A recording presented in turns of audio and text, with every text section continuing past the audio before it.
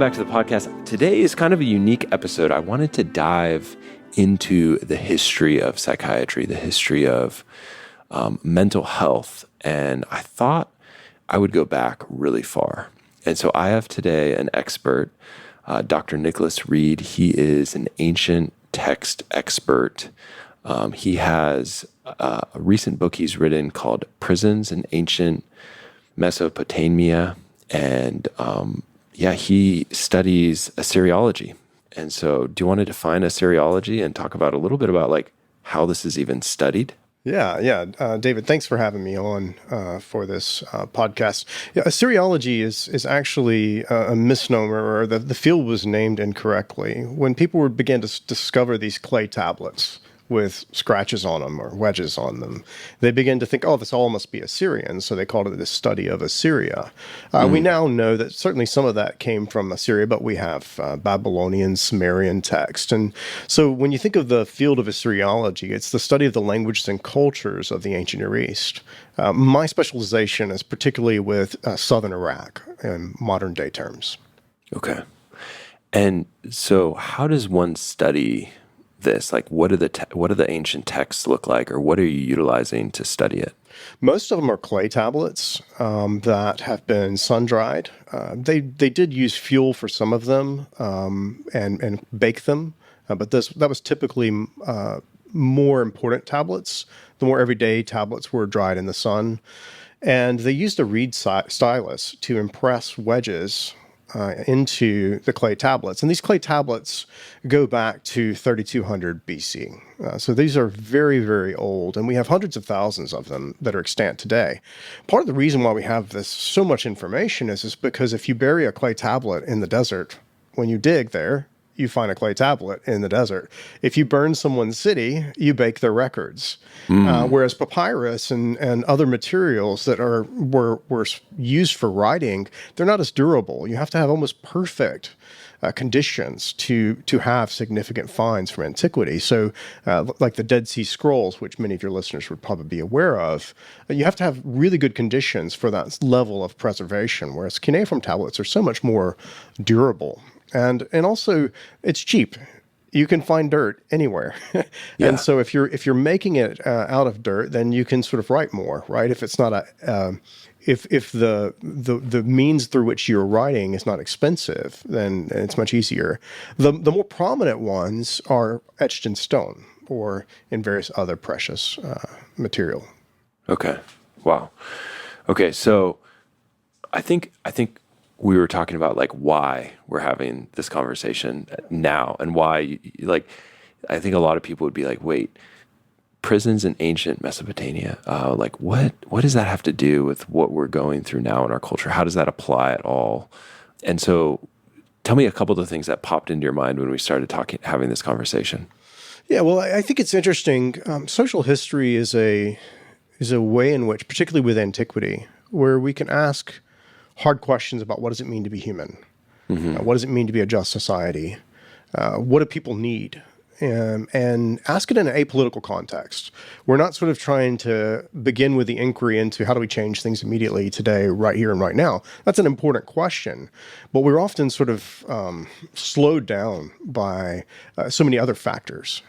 Whereas if we can take a step back and look at a different society, a different culture, so we can ask important questions for society today by looking at them. And I think that this is sort of the perspective that I try to approach my work with. Is some people want to romanticize the past, and some people want to see the past as just backwoods and ridiculous. And I think what's interesting is to see the nuance, to see beauty and to see need for growth and change.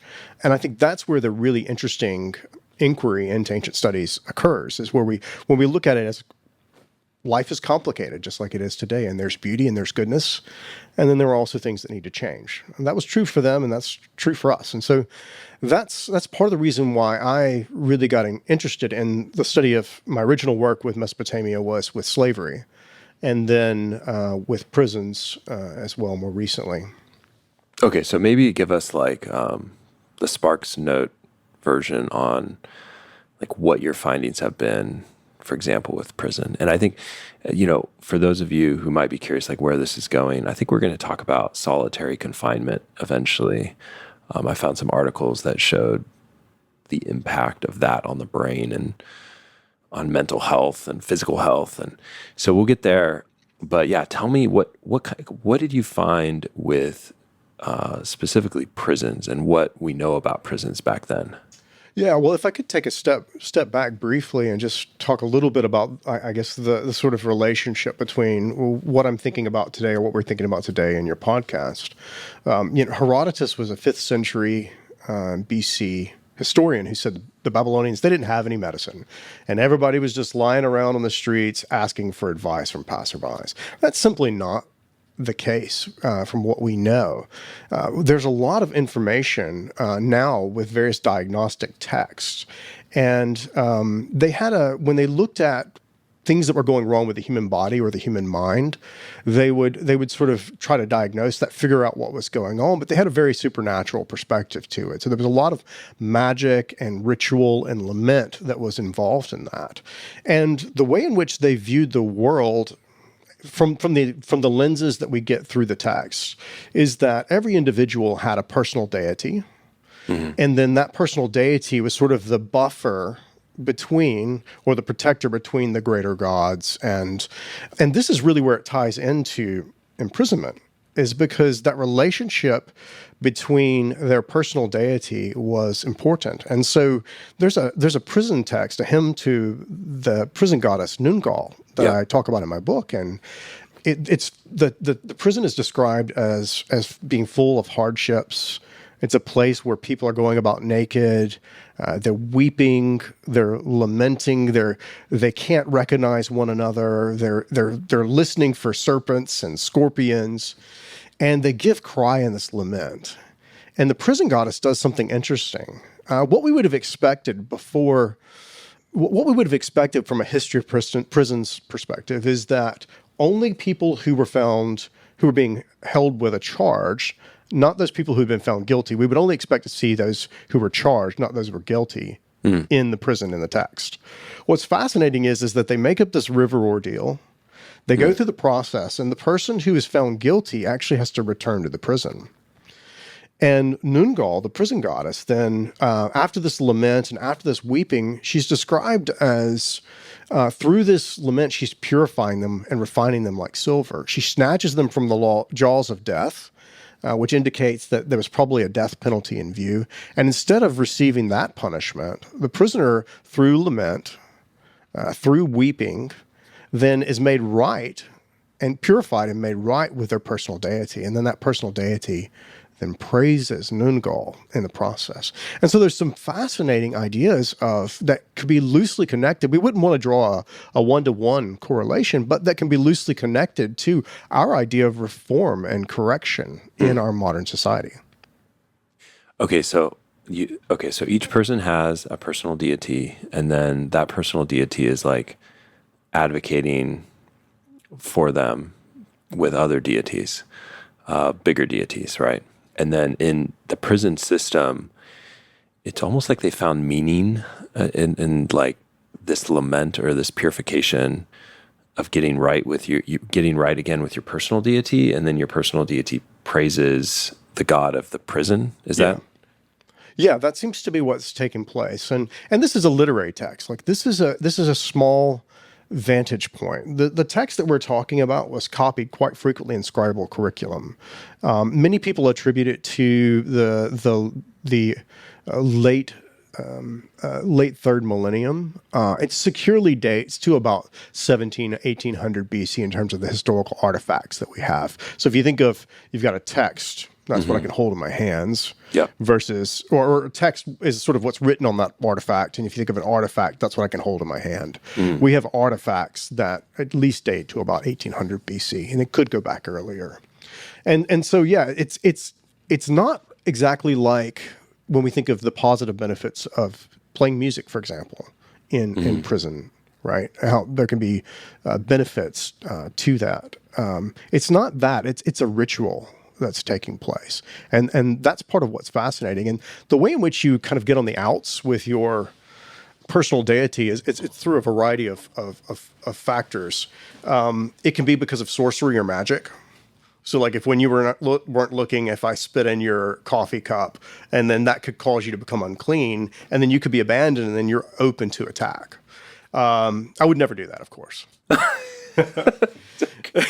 As he nervously grabs his cup and takes a sip. That's good. Other ways is that this could occur is through impious acts or deeds. So you do something that's, quote unquote, sinful or wrong. That would be another way. Or you could simply become unclean or impure.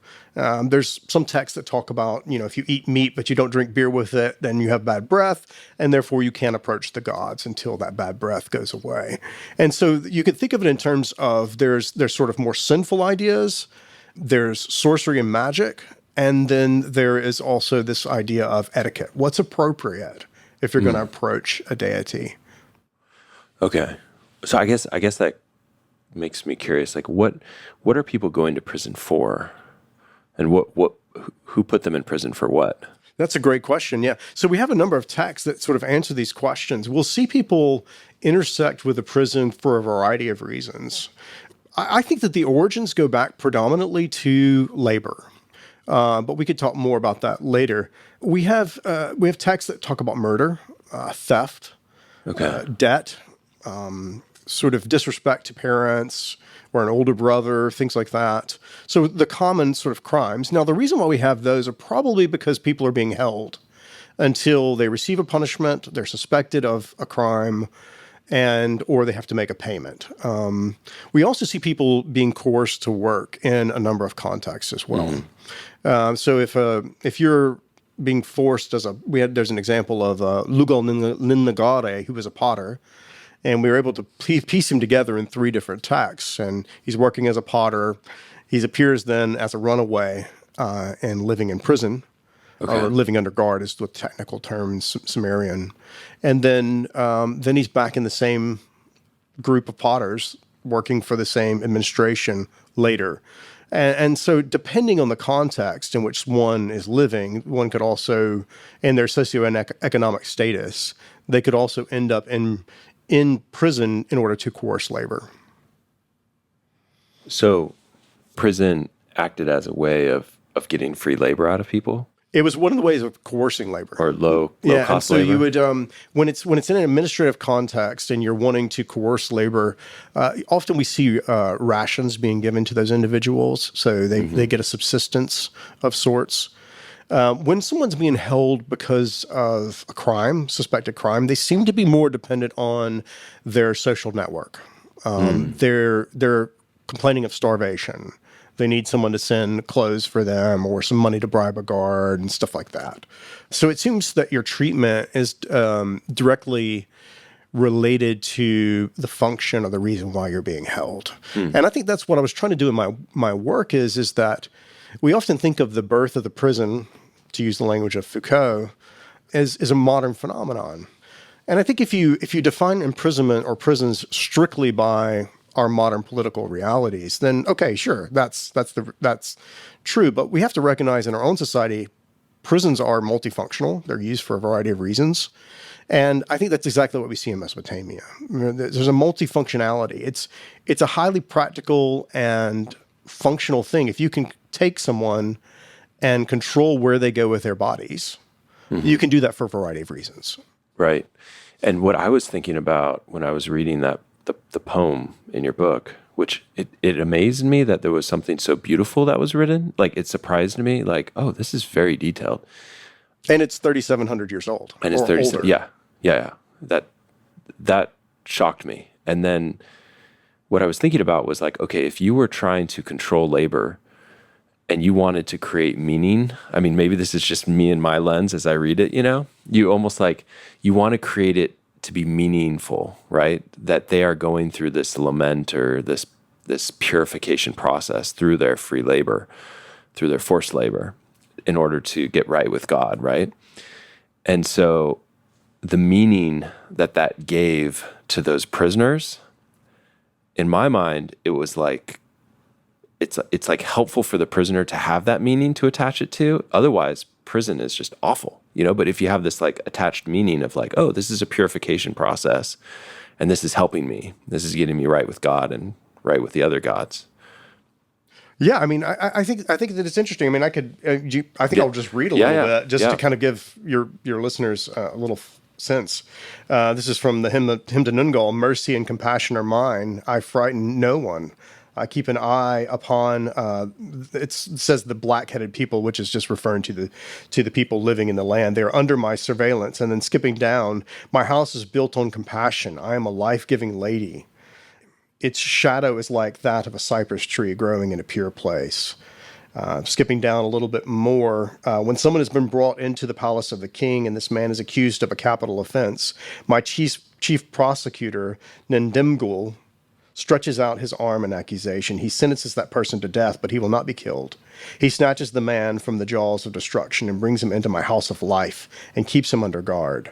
And then goes on to talk about in line 106, when it has appeased the heart of his God for him, when it has polished him clean like silver of good quality, when it has made him shine forth through the dust, when it has cleansed him of dirt like silver of the best quality, he will be entrusted again to the propitious hands of his God. And so I think it's fascinating, and it does give meaning, but thinking through like modern theory related to imprisonment, it also has a powerful coercive element to it. If you think of like Foucault or even C.S. Lewis. C.S. Lewis basically described, he said, a robber baron would be tired from mistreating you once in a while, just because he's just tired of it, right? Like, but if you can convince someone that they're doing something to you for their good, they'll never grow weary of it.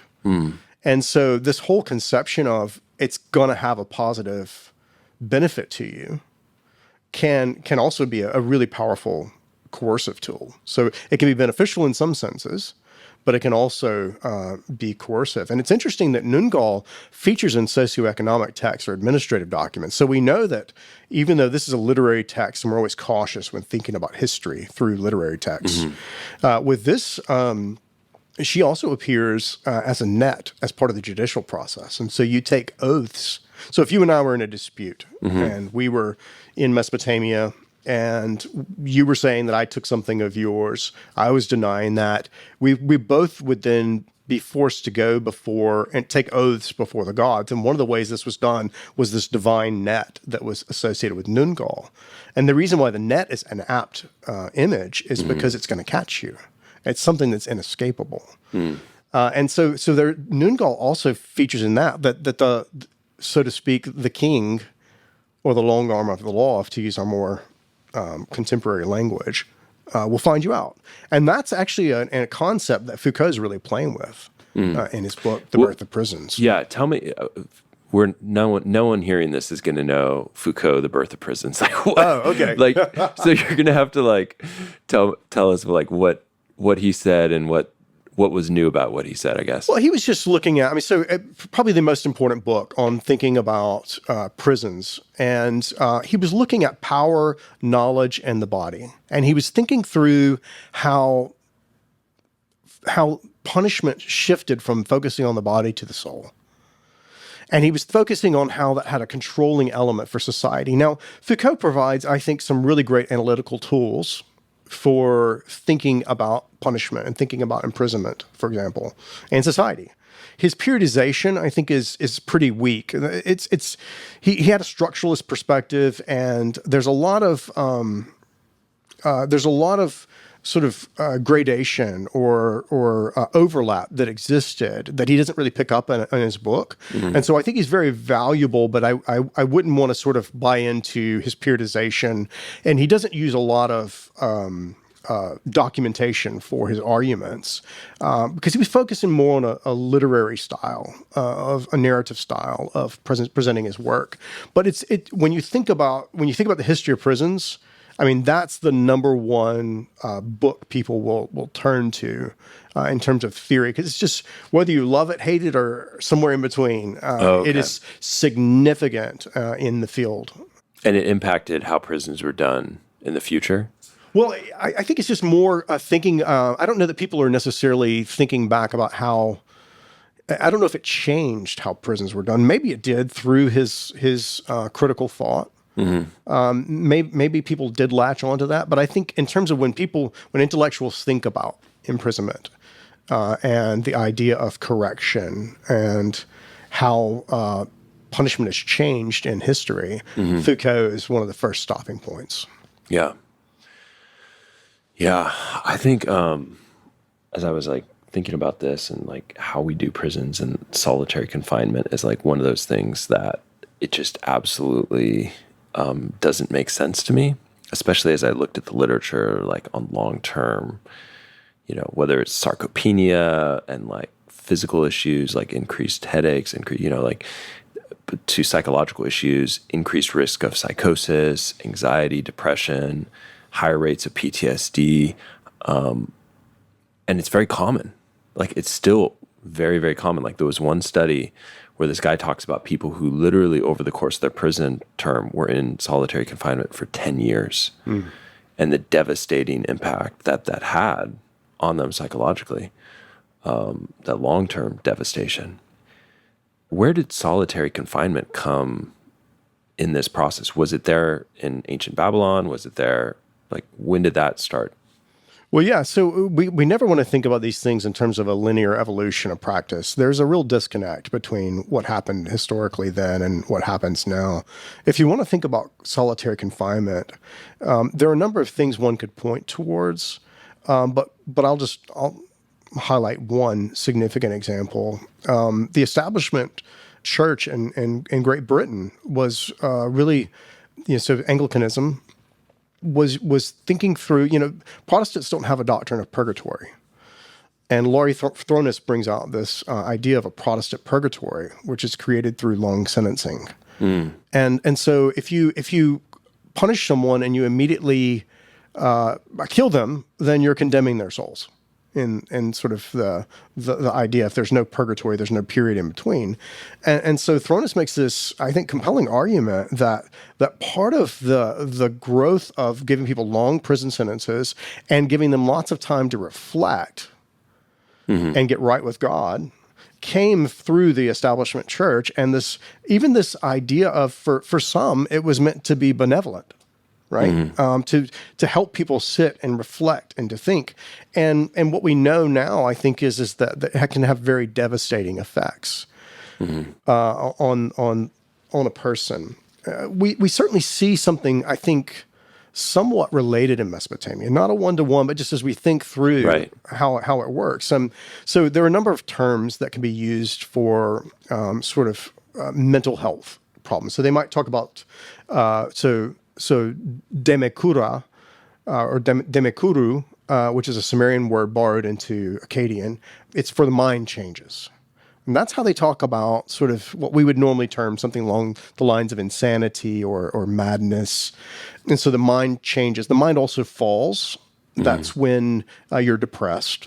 There are psychosomatic symptoms that are observed in the literature. So like impotence, for example, a variety of things that they're thinking through, and they're trying to sort of diagnose what's taking place. And the way that this is usually handled is it's interesting when thinking about the turning of the mind. There are very few solutions that are offered or cures, if you like, or treatments.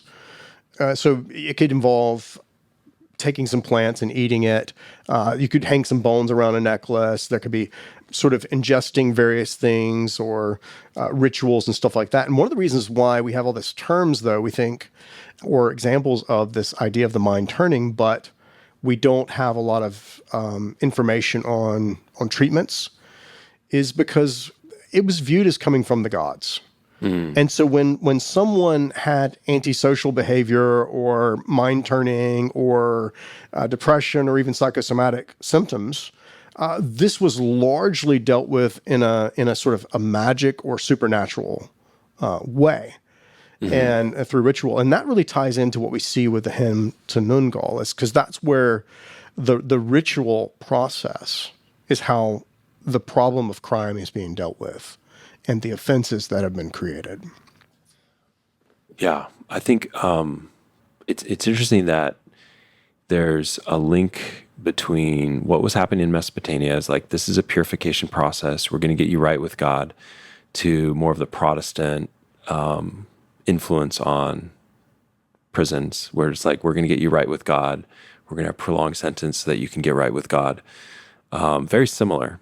And I think that one of my thoughts with psychopathy, which is more of that sort of low affective empathy, I think I sent you an episode on it, is that you really do need a structure outside of yourself to govern your behavior. Because if you are the only person who is the judge of yourself, then you will do whatever is in your best interest at all times if you're psychopathic.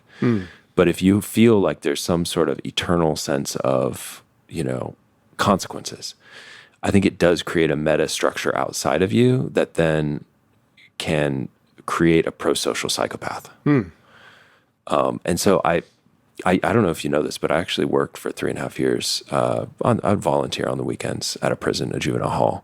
When I was in medical school, I'd go in every Sunday, talk to a group of guys, I'd lead a group, and actually, I think that's this kind of what I saw is that for some of the guys I got to see over a course of a couple years even, having them change up their mindset and have a more sort of cohesive view of what the purpose of life is or why they're on earth, change them, and it changed them for the better. A lot of them were, pulled into environments at a young age of gangs, of, doing things to survive. But I think, I don't know, I'm kind of jumping all over the place here, but I think that what I'm hearing as a similarity, and maybe this was the part of the sort of how do we help psychopaths be pro-social, right? Because 1% of the population has psychopathy, and if without that 1%, drifting into more of a pro-social realm, finding jobs where they're not harming other people in an ongoing way, but they can provide some benefit to society, I think is something that every culture has a challenge with. And it's hard to say that the psychotherapy that we offer is helpful at all. And so I'm wondering if maybe there is something about this sort of idea of ritual, of a meta-construct of like gods and supernatural that was helpful for them and still is helpful. Yeah, I mean, I'm sort of offering these criticisms and thoughts as a Protestant, So, Okay. But I think that it's, I think it's always helpful to sort of understand where we've been helpful and where we've not been helpful, and where we sort of can grow and be critical of our own tradition. It's interesting when you think about, you're talking about psychopathy. Samson and Loeb are these two sociologists who think a lot about the emergence of crime and life course theory. So what causes a person to commit crime? And it's interesting. I grew up in Mississippi, and so grew up going South Mississippi. So grew up going to New Orleans, and I was in Mississippi. The eye of Hurricane Katrina went over my hometown. I was living farther up north in Jackson at the point, not far north, but the eye didn't go over Jackson. We were affected by Katrina, but you can remember sort of the devastation on New Orleans. And it was interesting that Katrina created this sociological experiment because so many people had to relocate. And what they found is that and Malcolm Gladwell writes about this in the New Yorker. It's a fascinating article about Katrina, but about how recidivism rates went down when people broke off and had to leave. So those who relocated, for example, to Houston and had to form new social structures, they dramatically reduced in recidivism, which is when you commit another crime after being found, incarcerated. And so those who stayed in the same community and the same social network were more likely to commit crimes again. And so it was interesting that you had this natural disaster that sort of created this perfect sort of lens for looking at what causes people to commit crimes, and And so the positive benefits you're talking about, from social structures to sort of the benefit of sort of viewing something beyond this life, all of those sort of things, a belief in God, those sort of things are fascinating when thinking about the emergence of crime, recidivism, and the like. Yeah, intuitively, I don't know if I had any data to back it up at the time, but I knew that I think it was beyond intuitive, because I just knew their stories. Like, if they would go back and be a part of the gang again. And so a lot of what I would talk to them about is like, okay, when you get out, how are you going to change your environment? Because maybe the only choice that you have is which people you hang out with. Like, if you hang out with the same people that got you in here, are you going to end up back in here? The answer, they would all go, yeah. I'm like, okay, how are you going to change your environment? And they would look at me with this like confused look, like, I've never even thought about that. Yeah. Like, yeah.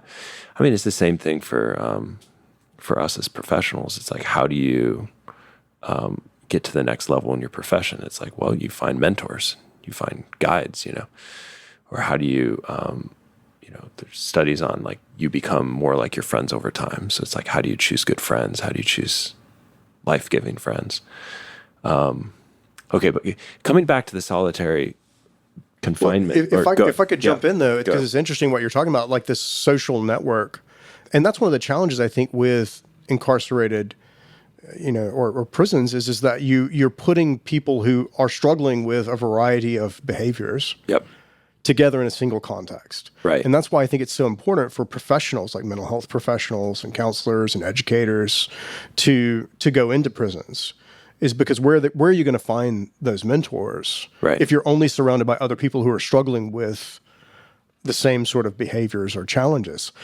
So we're taking them out of a context which is perhaps negative for many people, but we're also putting them into a context that could be equally or sometimes worse in terms of its impact socially. Or, with the extreme of the solitary confinement, like, then they have no inputs. Their environment is of deprivation. Yeah. And if we look at the brain of a kid raised with complete deprivation, it's like 1/3 the size of a normal human brain. And that same process is undergoing of atrophy and of damage, brain damage. There's actual studies that support this for solitary confinement. And so, we need human connections. We need good human connections. We need healthy human connections. What you're hinting at is that, you put a bunch of criminals together, and what do they get a master's degree in? Learning how to be a criminal, because it's like, if you just leave them to be around other people, it creates a sort of a master's class in how to be a criminal, which may not be the best long-term thing. And I like some of the authors who talk about, like, well, what is the alternative to solitary confinement?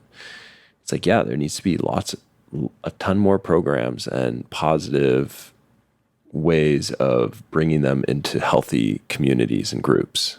How do we do that progressively? And also, I don't know, I feel like there's such a loss of power when you're a prisoner that you don't really have a choice in choosing your environment, which is a part of the difficulty.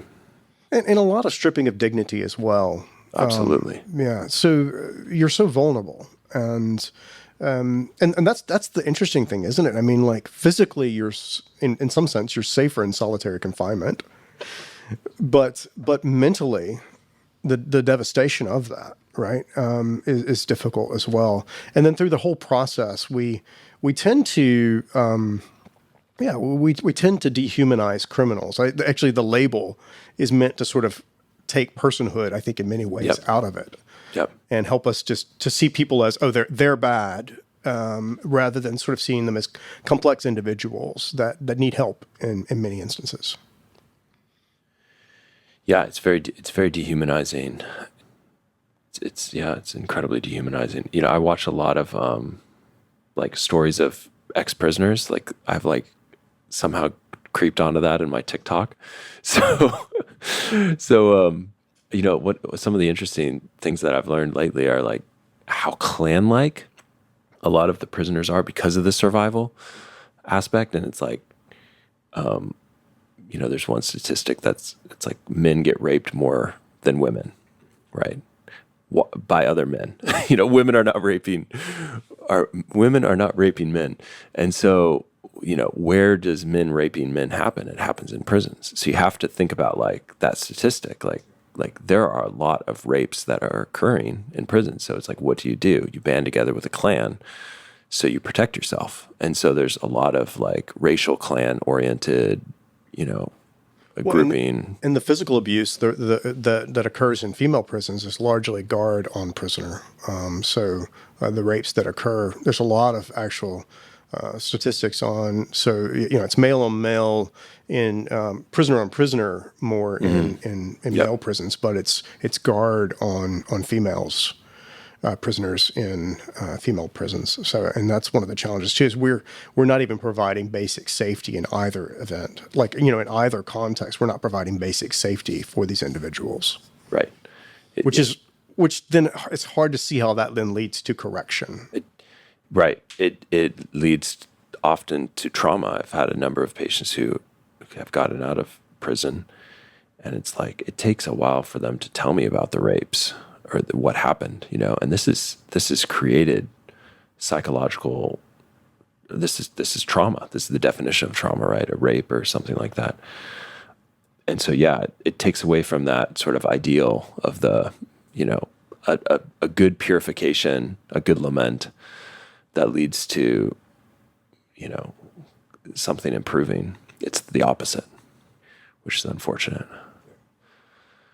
So, okay. So where, like in your study of mental illness, you talked about how it's largely spiritual. There are rituals. I looked at some of like things like mandrake root, or there's other types of substances which are psychoactive actually.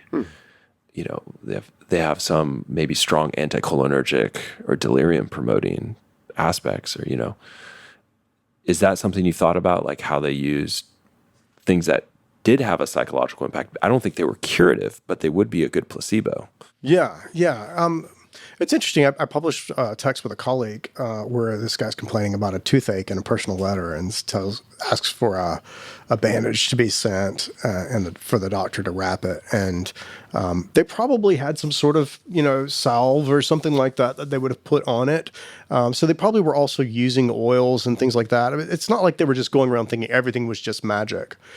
I think that's the sort of the meta structure of what's going on, but they were also doing practical things as well that probably at least had some sort of a temporary effect, not necessarily, as you said, curing. And a lot of this too, though, they seem to be, apotropaic as well. So they're trying to. You're gonna have to define that word. You're trying to prevent rather than sort of necessarily treat often as well. Yeah, it depends. It's staving off the anxiety of future things. Or protecting yourself. If you're thinking of it from that perspective. Okay. And a lot of what they're doing too in the diagnostics is some of it's preventive and then some of it's reactive. So if you sort of walked out your door and a sheep had turned over and died, then you're going to want to figure out what that means, because they're viewing these as signs from the gods to indicate what's going to happen in life. And that's also part of the reason why they were such great astronomers as well. And really had an impact on Roman and Greco-Roman sort of astronomy as well. And they're trying to figure out and align cause and effect, right? These are aspects or movements in the physical world that sort of can be read by a professional and then be predictive of what's going to occur. And so you would want to have someone check out and come by, possibly a diviner or something like that, and figure out why that sheep passed away. But then also, if you're getting an illness or your mind's turning, they have different ones. There's the one I mentioned earlier that's sort of a lower level sort of mind turning.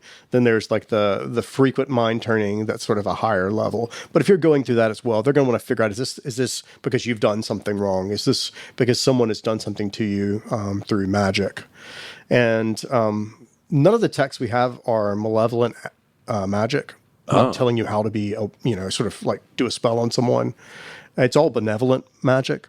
But it has a malevolent angle to it in the sense that you do sort of use this magic to then cause it to go back on the person who did it to you.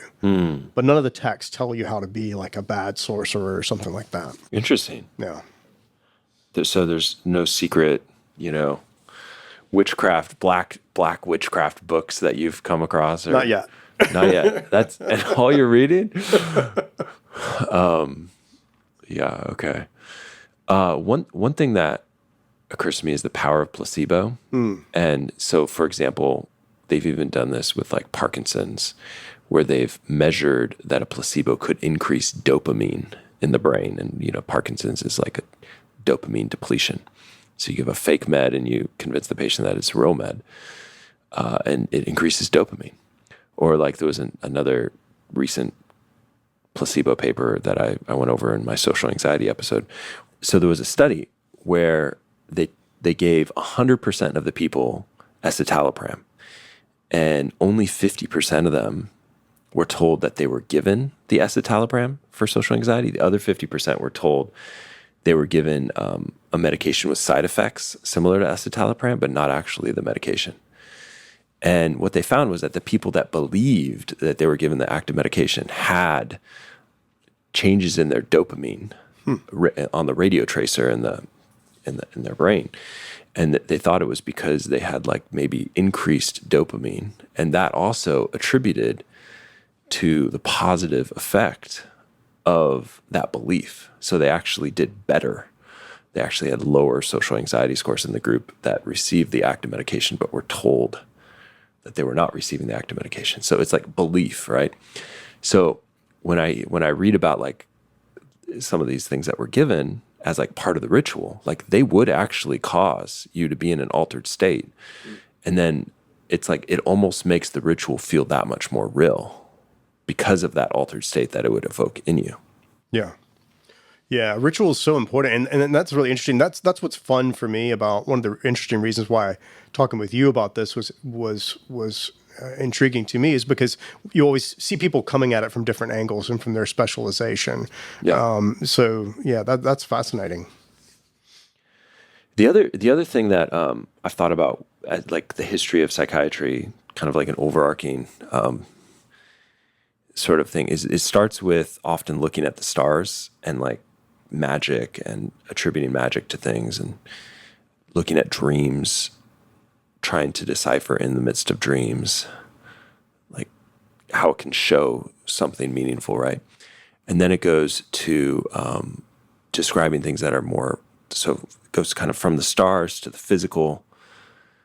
And it often doesn't get to the psychological, like for a while, because there's so many defenses against explaining things not spiritually, So you have like, there is a psychological benefit of believing that something is purely spiritual when it's not, right? It's like, it's not me that has these bad thoughts. It's the gods, right? So the Greek gods embodied all the taboos. And then us humans, we don't, right? So if I do something or if I have a bad thought, it's not from my own brain. It's from like something spiritual externally inputting that bad thought into my brain. And so I see that as like the history of psychiatry of like, there's this constant push away from wanting to think of the psychological origins in ourself of maybe more our darker side or our shadow side or, So I'm wondering if that resonates with kind of these texts on attributing to the gods and. Yeah, I mean, it seems to be that the mind turning, for example, comes from the gods. Right. It doesn't seem to be something inherent in the person. But that's like the mind turning is a beneficial change, right? So that. No, it's a negative. So so we associate that with this insanity, mind turning. The mind turning. Oh, okay. Yeah, so that's literally what the term means. The two terms is mind and turn. Okay. And that's sort of insane behavior or insanity is what we understand it to be in our field. It's the same sort of mind turning is the same sort of idiom that's used in the Hebrew Bible in 1 Samuel 21 where David sort of makes the spittle come down on his beard and stuff like that. So it's a common Semitic metaphor, though the term that I was talking about earlier is borrowed from a Sumerian language. But that's sort of that's the literal language of it. Yeah. Spittle coming down on his beard. Yeah, so he was pretending like he was hiding from Saul, and he goes to another kingdom, and in order to not get killed, he feigns insanity, and so he lets spittle come down on his beard, and sort of, and so they think that David's lost his mind. It's 1 Samuel 21, if I remember correctly. Interesting. But that's the same sort of language that's used there. That's interesting. I just did an episode on malingering psychosis, and I didn't know David was the first malingerer of psychosis historically, right? That's cool. Yeah. So it's like there's a progression. Okay. So let's bring it all together. Okay. So we talked about how solitary confinement is just this awful, horrible thing. There seems to be similarities in some of the ways in which there's this transformation that could occur in prison. That's like the ideal. Mm-hmm. And sometimes does. And right? sometimes does, we know right. that people sort of get their lives together, right? They go through the system and they get their lives together and they come out better, higher functioning individuals who are able to move in society in a helpful way. I just don't think that's the predominant experience. I think what we're fighting against is good, good people fighting for a healthy prison environment, and it's like there's so many forces that could make it less healthy. And so it's so hard to keep that environment. So it is helpful and regenerative. Yeah, and I think when thinking about it in our own culture, when people were thinking about the end of slavery, right, ending slavery in the European and Western world, some people's response was it was too big to fail, right? Sadly, it's tragic. They couldn't conceive of an economic, social situation that didn't involve it. And I feel like that's some of the same response you get to imprisonment is when you start saying, hey, this is not doing what we hope it would do. Yeah. People can't conceive of a society without it. Like, well, then what? And, the then what, that's a big question, right? That's a huge question that many people struggle to answer. Some people say abolish prisons. I don't know that that's the answer. But there are a whole host of ways that people go about it. But when thinking about, professionals, right? The long-term goal might be political, social change, right? But there are also other things that professionals can do, individuals. So attorneys can give more time to give competent defense. Mental health professionals can devote their careers or a portion of their career to provide services to individuals who can't afford that, whether as a preventive situation or someone who's already incarcerated. Educators and, go down the line. If people started using some of their abilities, their talents, their gifts, their specialization, we could create, social change can be created in other ways too, that don't have to necessarily, or I could say in the meantime, right? Until we figure out what is the best way to approach having a safe society. That's what we desire. But that also is built on a just system that actually helps people. Yeah. I think I know a lot of my listeners actually do work in prisons. And that's great. Just the encouragement for those that choose that pathway, like, you are making a small impact can sometimes make a large impact. Yeah. And yeah, sometimes problems like this feel so huge that it's like, what can we really do? And sometimes just thinking about it in our own sphere. So maybe it's just for me making episodes like this, it's like, that's a small bit of change that I can do, put out the information out there, put it on more people's radar that, hey, there's this crazy thing that we still do to prisoners of putting them in solitary confinement for 60 days. It's like, how is that a good idea? And just how it impacts them and increases their PTSD and their depression and anxiety. And impacts their brain in a negative way, decreases their frontal lobe function, increases the amygdala fear responses to things. So, yeah. Any final thoughts that you want to put out there? Any final sort of reflections or things that you feel like you wanted to mention but we didn't quite get to? Well, I think just in final thoughts, I think that, I would just encourage, or say what I find fascinating is asking these questions and understanding that the past, like today, is complicated, and sort of not viewing it in a romantic way, but also not sort of looking down it as some sort of underdeveloped, crazy society that we just have no relationship to. I mean, the very fact that there are 60 minutes on that clock in an hour and 60 seconds, that's back to Mesopotamia. The fact that when you think of a circle, you think of 360 degrees, that's Mesopotamia. The foundations of astronomy, that's back to Mesopotamia. Mathematics, many of the influences there, they had a playful nature with mathematics. So there's a lot of things that can be learned from ancient society. And then I think for me as well, I want to also think about, though, our society today and ask, how we can sort of grow and critically engage the world around us and think about what does it mean to be human? What does it mean to be a just society? One of my final thoughts is when you talked about how in that ancient society they used prisons to control labor, and I feel that still goes on today because you can get how do you get really cheap labor? Prison labor, like you get. And it's a huge industry. And when you have huge industries that are benefiting from that, you're going to have huge lobbies. And when you have huge lobbies pushing for now more prisoners. So I think we have to be wise to see the motives and the bias and where the money goes and how the money creates a cyclic nature of, pushing an agenda, a certain agenda. Yeah, well, and it certainly goes back to our modern example after the abolition of slavery. I mean, that was the one clause is for criminals in the 13th Amendment, was that slavery was abolished except for criminals.